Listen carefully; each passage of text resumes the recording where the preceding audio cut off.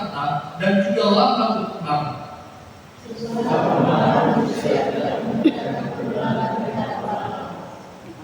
Sebab itu buanglah segala sesuatu yang kotor dan kejahatan yang begitu banyak itu, dan terimalah dengan lemah lembut firman yang tertanam di dalam hatimu, yang berkuasa menyelamatkan jiwamu.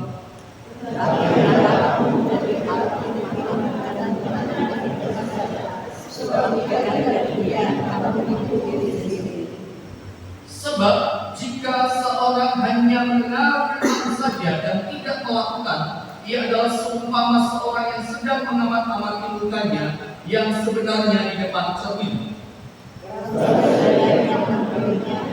Ia berseperti dan ia segera lupa bagaimana rupanya. Tetapi barang siapa memiliki hukum yang sempurna, yaitu hukum yang tetapi barang siapa memiliki hukum yang sempurna, yaitu hukum yang memerdekakan orang, dan ia bertekun di dalamnya, jadi bukan hanya mendengar untuk melupakannya, tetapi sungguh-sungguh melakukannya, ia akan berbahagia oleh perbuatannya. Jikalau ada seorang menganggap dirinya beribadah, tetapi tidak mengekang lidahnya, ia menipu dirinya sendiri, maka sia-sialah ibadahnya. Ibadah yang murni dan yang tak tercatat di hadapan Allah Bapa kita ialah mengunjungi yatim piatu dan jaga-jaga dalam perusahaan mereka dan menjaga supaya dirinya sendiri tidak dicemarkan oleh dunia. Amin. Bapak Ibu dikasih dalam Tuhan, hari ini kita belajar bersama-sama firman Tuhan dari surat Yakobus. Tentunya surat Yakobus ini ditulis oleh Rasul Yakobus itu sendiri, Bapak Ibu. Dan kalau kita melihat surat Yakobus ini berhubungan erat dengan kehidupan praktis dari kehidupan orang-orang yang sudah percaya kepada Tuhan. Surat ini ditujukan kepada mereka yang sudah percaya, yang tinggal di perantauan. Mereka dalam keadaan yang tidak baik-baik saja rupanya, Bapak Ibu. Pada waktu Yakobus menulis surat ini, orang-orang Kristen sedang mengalami berbagai macam pencobaan. Itulah mengapa kalau kita melihat dalam pasal yang pertama, Yakobus menyinggung tentang berbahagialah orang yang mengalami pencobaan. Pencobaan yang mereka alami memang sesuatu hal yang membuat mereka semakin hari semakin dimurnikan. Bukan hanya pencobaan-pencobaan yang mereka alami oleh karena iman rupanya, tetapi juga mereka mengalami kemiskinan, Bapak Ibu. Jadi orang-orang Kristen pada waktu itu mengalami kemiskinan yang luar biasa, yang mengakibatkan kesenjangan sosial. Inilah mengapa di dalam surat Yakobus ini penekanan penulis mengatakan iman tanpa perbuatan hakikatnya adalah mati. Rupanya ada satu hal yang sedang disinggung oleh Yakobus supaya orang-orang Kristen pada waktu itu bukan hanya menjadi orang-orang yang Kristen, bukan hanya menjadi orang-orang yang beriman, tetapi juga menjadi orang-orang yang melakukan kebenaran firman Tuhan itu. Jika kita melihat lebih jauh lagi, Bapak Ibu, satu latar belakang yang saya baca rupanya surat ini ketika ditujukan kepada orang-orang yang berkata Kristen, yang rupanya mereka memiliki identitas secara sosial baik, kaya, tetapi jauh dari kebenaran firman Tuhan. Yang kaya semakin kaya, yang miskin semakin miskin. Yang kaya menindas orang yang miskin, yang miskin semakin telantar. Inilah mengapa Yakobus menekankan bahwa iman tanpa perbuatan hakikatnya adalah mati. Rupanya ada orang-orang Kristen yang berkata Kristen, tetapi dalam kehidupan sehari-harinya tidak mencerminkan kehidupan di dalam kebenaran. Mereka hanya berstatus sebagai orang-orang yang disebut sebagai Kristen, tetapi mereka menindas orang-orang kecil, menindas orang-orang yang tidak mampu. Dan inilah juga mengapa ayat yang kita baca tadi, ibadah yang sejati itu mengunjungi para yatim piatu, para janda, karena mereka mengabaikan hal itu. Ini menjadi satu nasihat dan teguran dalam setiap kehidupan kita juga rupanya. Sebagai orang-orang yang percaya kepada Tuhan, hendaknya kita kita kembali kepada panggilan kita, bukan hanya menjadi pendengar, tetapi menjadi pelaku kebenaran firman Tuhan. Bapak Ibu kita dalam Tuhan, kita akan melihat bagaimana Yakobus memberikan berbagai macam contoh tentang buah dari kehidupan yang beriman itu, Bapak Ibu. Jika kita melihat dari pasal pertama sampai pasal yang terakhir, Yakobus sangat indah menuliskan tentang bagaimana iman yang sesungguhnya, iman yang hidup itu. Ketika manusia jatuh dalam pencobaan, Yakobus mengajarkan anggaplah suatu kebahagiaan jika pencobaan itu terjadi. Lalu kita melihat di dalam pasal pertama ayat 8, Yakobus juga mengajarkan jangan sampai orang-orang percaya itu mendua hati. Selanjutnya bukan hanya menjadi pendengar, tetapi menjadi pelaku kebenaran firman Tuhan.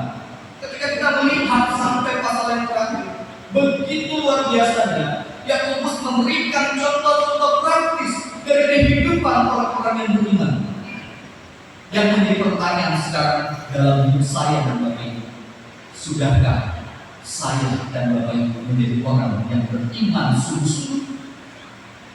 Atau hanya sekedar KTP saja kita menjadi orang Kristen?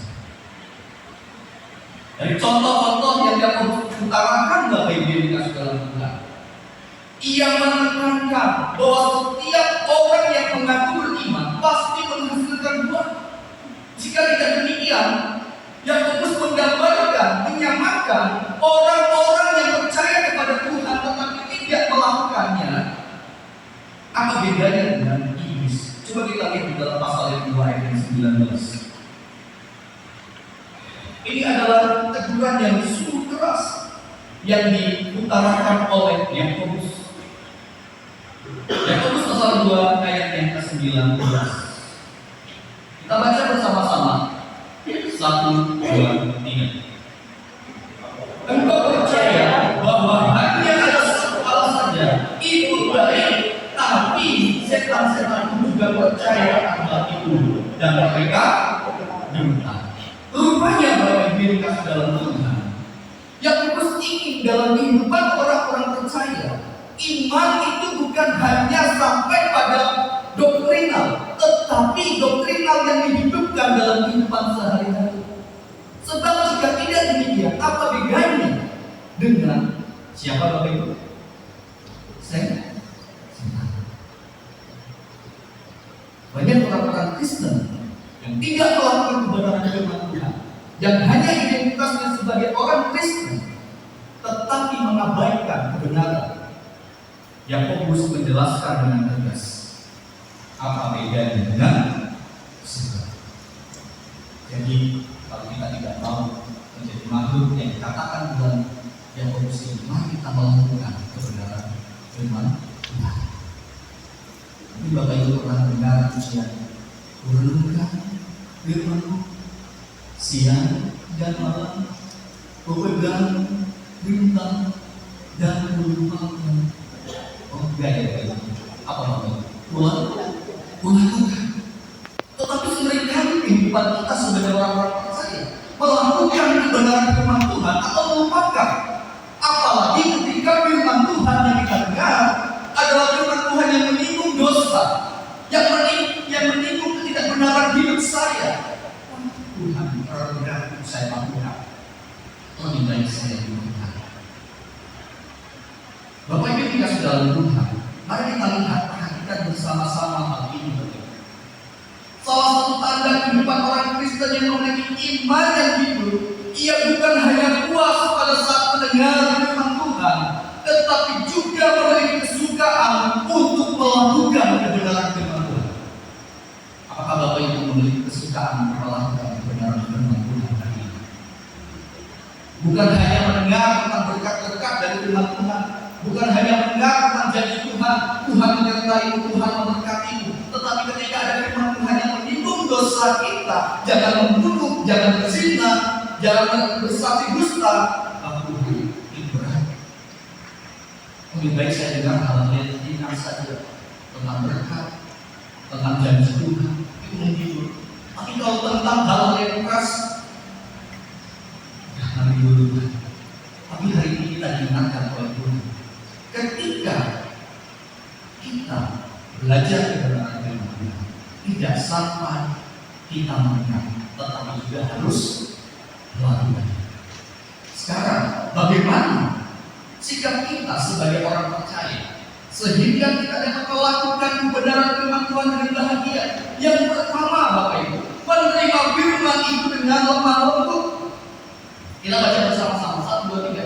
Menerima firman dengan lemah lembut. Firman Tuhan katakan, kita baca 1, 2, 3. Sebab itu buanglah segala sesuatu yang kotor dan kejahatan yang begitu banyak itu, dan terimalah dengan lemah lembut firman yang tertanam di dalam hati, yang berkuasa menyelamatkan jiwa. Bapak Ibu dikasih dalam Tuhan, dalam konteks ini yang fokus menggambarkan bahwa hati manusia itu seperti kebun, Bapak Ibu. Sebelum ia ditanam dengan benih yang baru, maka harus dibersihkan terlebih dahulu. Membersihkan gulma, menggemburkan tanah, lalu menanam benih. Maka dari itu Paulus mengatakan, buanglah yang kotor dan yang jahat. Jadi kalau kita melihat kata buanglah di sini, Bapak Ibu, ini seperti seekor ular yang sedang mengganti kulitnya. Bapak Ibu pernah melihat kulit ular yang lama atau ular yang mengganti kulitnya? Kalau ular mengganti kulitnya itu, Bapak Ibu, apakah kulit lama yang dibawa ularnya? Tentu tidak, pasti ditinggalkan. Nah, kata buanglah ini, Bapak Ibu, seperti seekor ular yang sedang mengganti kulitnya. Ia tidak akan membawa kulit lamanya yang rusak, tetapi membuang dan memakai kulit yang baru. Begitu juga dengan orang-orang yang percaya di dalam Tuhan. Ia harus membuang segala kejahatan dan menerima firman Tuhan dengan lemah lembut. Dengan apa, Bapak Ibu? Lemah. Mengapa? Mengapa kita harus menerima firman Tuhan itu dengan lemah lembut? Kita buka dalam 2 Timotius 3:16. Ya, poin-poinnya stop di sini. 2 Timotius 3:16 kita akan baca bersama-sama. 1, 2, 3. Segala tulisan yang dilakukan Allah memang bermanfaat untuk mengajar, untuk menyatakan kesalahan, untuk memperbaiki kelakuan, dan untuk mendidik orang dalam kebenaran. Jadi segala tulisan yang diilhamkan Allah itu bermanfaat, Bapak Ibu. Inilah mengapa kita mencintai firman Tuhan, bukan hanya didengar, tetapi dilakukan, karena firman Tuhan itu sangat bermanfaat.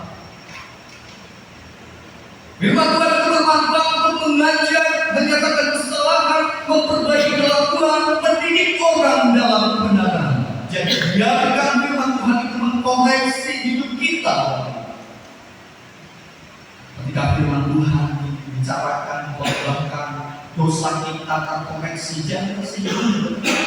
Itulah pekerjaan Roh Kudus yang ingin memperbaharui hati dan hidup kita.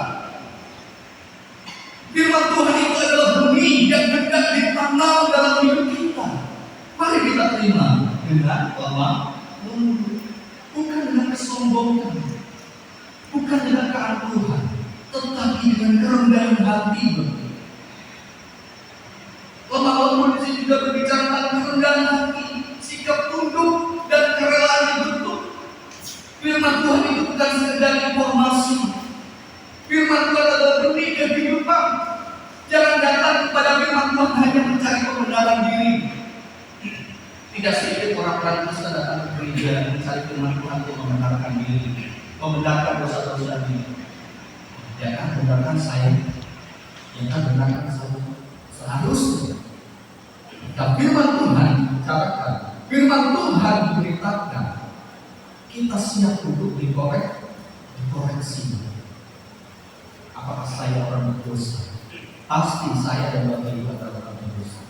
Di sini tidak ada orang yang sempurna dalam kehidupan sehari-hari. Itu Bapak Ibu, ada nggak orang yang sempurna? Tentu tidak. Kita adalah orang-orang yang berdosa.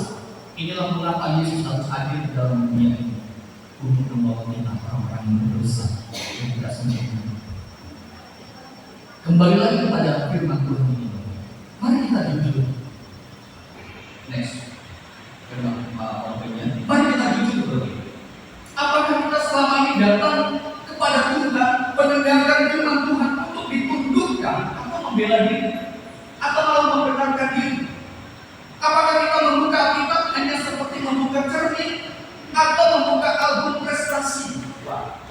saya sudah baik. Oh, saya sudah melakukan perbuatan ini. Oh, saya sudah memaafkan. Oh, saya sudah mengampuni. Saya sudah melayani. Apakah kita membuka kitab sebagai cermin? Oh iya, ada hal yang harus saya ubah dalam hidup saya. Oh, ada hal yang kurang dalam hidup saya yang tidak berkenan kepada Tuhan. Maka saya harus ubah. Bagaimana dengan sikap Bapak Ibu dan saya? Ketika Bapak Ibu mendengar firman Tuhan, apakah Bapak Ibu memperlakukan firman Tuhan ini sebagai album prestasi atau cermin yang dapat melihat kelemahan-kelemahan hidup saya dan Bapak Ibu untuk diubahkan oleh Tuhan? Jika Bapak Ibu dan saya memandang firman Tuhan sebagai cermin sehingga kita dapat mengkoreksi hidup saya dan Bapak Ibu, percaya saya dan Bapak Ibu akan mengalami kemuliaan dari Tuhan. Amin. Bapak Ibu yang dikasihi dalam Tuhan, mari kita buang segala yang jahat. Jangan bawa hal-hal yang buruk dalam kehidupan yang baru. Buang segala hal yang jahat. Terima firman itu dengan lemah. Oh iya, kedua, melanggar firman dengan sempurna. Di dalam ayat yang ke-22 dikatakan, tetapi hendaklah kamu menjadi pelaku firman dan bukan hanya mendengar saja. Sebab jika tidak demikian kamu menipu diri sendiri. Jika poin pertama menyoroti bagaimana kita menerima firman Bapak Ibu, maka ini Yakobus mengajak kita untuk melangkah lebih jauh, melakukan firman Tuhan. Disinilah orang-orang Kristen banyak gagal. Mereka rajin duduk di bawah pengajaran, aktif di dalam persekutuan, bahkan tahu banyak Alkitab di luar kepala mereka, tetapi hidup mereka tidak berubah. Itu sama saja penipu. Sama saja kan? Jangan menjadi penipu rohani yang hanya senang menulis status WA ayat-ayat Alkitab, tetapi hidupnya masih suka memuji, hidupnya tidak melakukan kebenaran firman Tuhan, itu omong kosong. Itulah yang Yakobus tekankan untuk kita sebagai orang-orang percaya. Jika tidak demikian, kamu menipu diri sendiri. Kita mungkin tidak ditipu oleh orang lain, tetapi seringkali diri kita menipu diri kita sendiri. Betul. Jujur pada diri sendiri. Tuhan tidak hanya mencari pendengar, tetapi juga pelaku. Sebab iman sejati hidup dalam ketaatan, bukan sekedar kehadiran. Yakobus tidak sedang meremehkan pentingnya mendengarkan firman, tetapi ia memperingatkan jangan berhenti hanya didengar, tetapi dilakukan dalam firman Tuhan itu.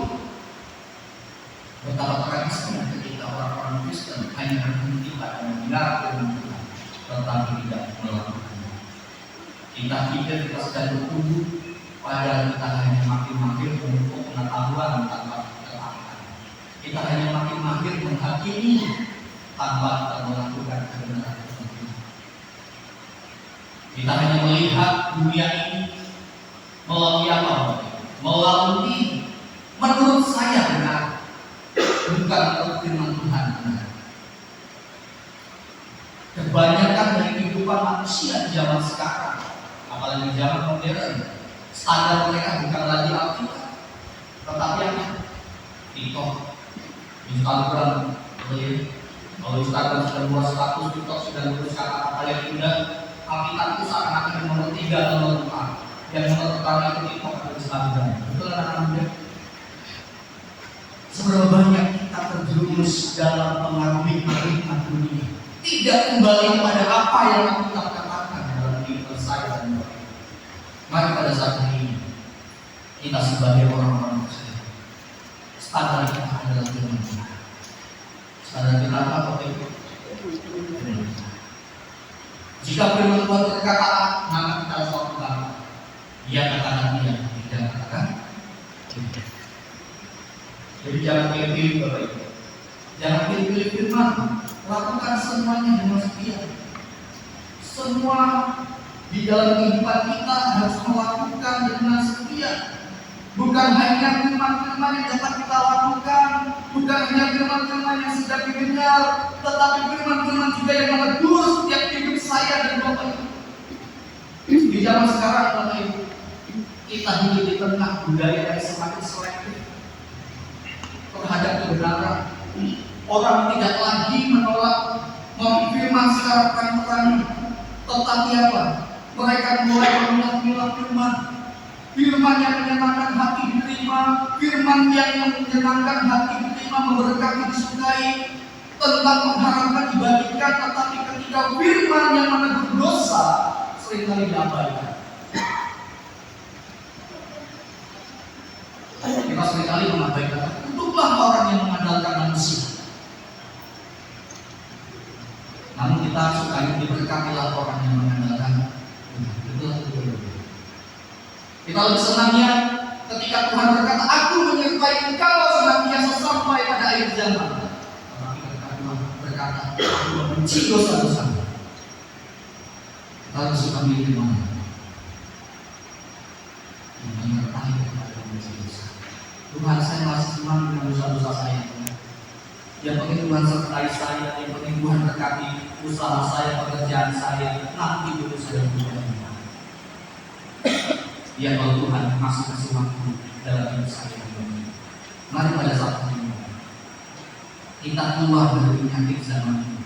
Penyakit yang suka memilih firman, yang hanya menyenangkan hati, yang hanya memberikan pengharapan, yang hanya membuat kita semangat, tetapi ketika firman yang kita dengar adalah firman yang membongkar kesombongan kita, membongkar kemunafikan kita, membongkar keegoisan kita malah, wah Pak Pendeta menghakimi saya. Pak Pendeta tidak tahu apa yang saya rasakan. Pak Pendeta tidak tahu masa lalu saya. Buang kosong. Kita harus kembali kepada firman. Amin. Amin. Mari pada saat ini kita lihat hati kita dengan ini. Apakah saya hanya suka mendengar Tuhan, tapi tidak mau diingatkan tentang panggilan untuk bertobat? Bapak Ibu sendiri yang bisa menjawab. Apakah saya tersentuh ketika firman Tuhan, aku mengasihimu, tetapi marah ketika firman Tuhan berkata, tinggalkanlah dosamu?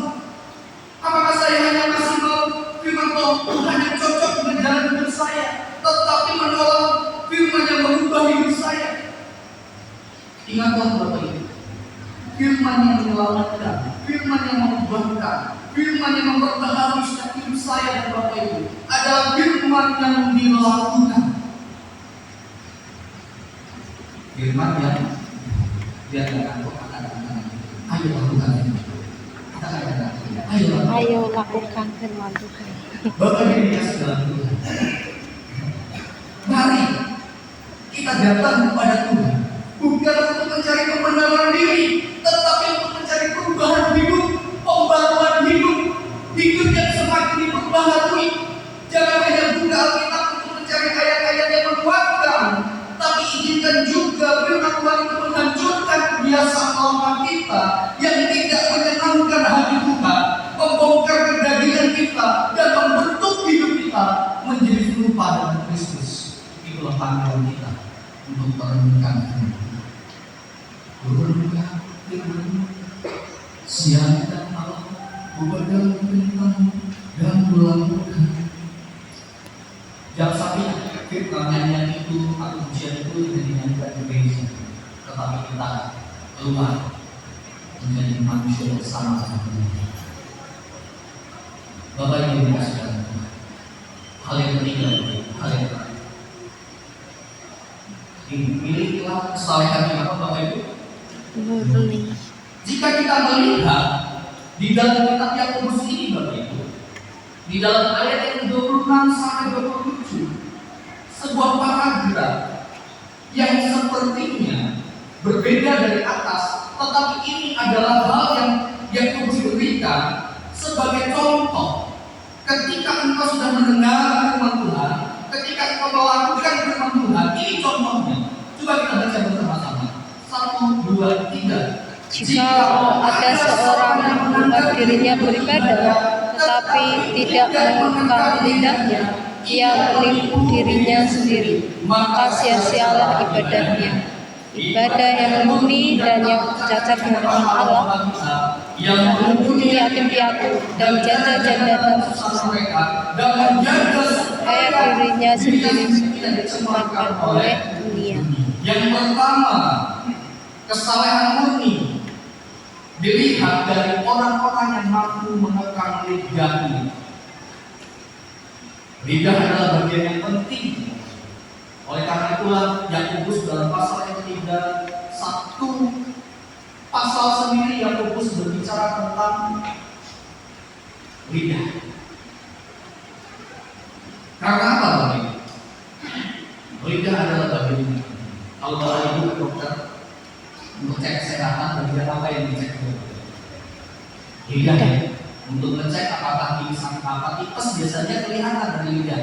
Kalau lidahnya berwarna putih, biasanya itu kalau demam berwarna putih, berarti sedang berjalan tipes, benar ya? Katanya seperti itu. Begitu juga dengan kehidupan rohani. Lidah dapat menjadi tanda bahwa kita punya rohani yang sehat. Kalau bahasa lidah kita, ucapan kita hanya ucapan kotor, ucapan serak, sumpah serakah, itu tanda bahwa kita hidup tidak bagaimana.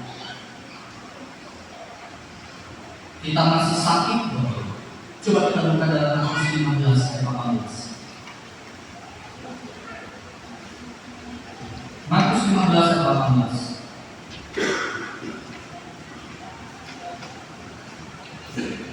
Markus 15 ayat 18.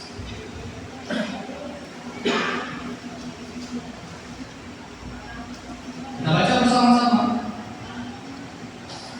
Matius 15 ayat 18. 1, 2, 3. Tetapi apa yang keluar dari mulut berasal dari hati, dan keluar yang najis. Apa yang keluar dari mulut itu berasal dari. Kalau kita suka hal-hal yang jahat, suka menghakimi, suka menutupi, mari cek kembali Bapak Ibu kita. Apakah kita sudah sungguh-sungguh menjadi orang-orang yang sehat sekarang? Seorang teolog berkata seperti ini, lidahnya tidak terkendali menunjukkan hati yang tidak takut akan Tuhan. Mari kita jaga lisan kita di dalam praktek untuk melakukan kebenaran. Menjaga apa Bapak Ibu? Lisan. Lalu yang juga melanjutkan apa? Mengunjungi yatim piatu dan janda-janda dalam kesusahan. Kata mengunjungi bukan berbicara kunjungan biasa, tetapi tindakan yang dilakukan terus-menerus menyatakan kasih dan kepedulian di dalam menderita mereka. Di dalam budaya kuno Bapak Ibu, anak yatim dan janda hidup dalam keadaan yang sulit dan mereka tidak mendapatkan perlindungan dan pembelaan. Maka dari itu orang yang berkata beribadah tidak bisa tutup mata terhadap kesusahan orang. Mengapa Yakobus menuliskan ini? Rupanya ada orang-orang yang berkata Kristen, yang ekonominya kuat, yang hidupnya luar biasa dalam pekerjaan, tetapi mengabaikan para yatim, para janda, sehingga mereka kelaparan. Itulah mengapa penekanan Yakobus iman tanpa perbuatan hakikatnya adalah mati. Bagaimana dengan kasih kita? Apakah selama ini kita sudah hidup dalam kasih yang benar? Kita mengabaikan orang-orang yang susah, atau kita memperhatikan mereka? Ada satu pengalaman, ini bagiannya. Ada satu pengalaman di dalam pelayanan kami di Jawa. Saya dan istri melayani di gereja baptis. Ada satu program yang kami buat, sedang kami perjuangkan dan kami buat dan sudah terlaksana, yaitu apa? Membiayai BPJS para yatim dan janda yang ada di gereja. Kami buat itu supaya benar-benar gereja itu bisa bersahabat dengan orang. Setiap bulan kita memberi sosial kepada mereka untuk apa? Mereka juga dapat menikmati kehidupan. Saat indah ketika kekristenan dapat menjadi partner, dapat menjadi rekan, dapat saling tolong-menolong di dalamnya. Apalagi di zaman sekarang yang ada tagar yang mengatakan Indonesia gelap. Indonesia gelap. Kalau gereja tidak bergerak kembali, Indonesia akan semakin gelap. Gereja seharusnya menjadi terang, gereja seharusnya menjadi garam, gereja seharusnya menjadi berkat bagi banyak orang. Dimulai dari umatnya yang telah terus, yang telah berkat. Jadilah berkat. Tuhan Yesus.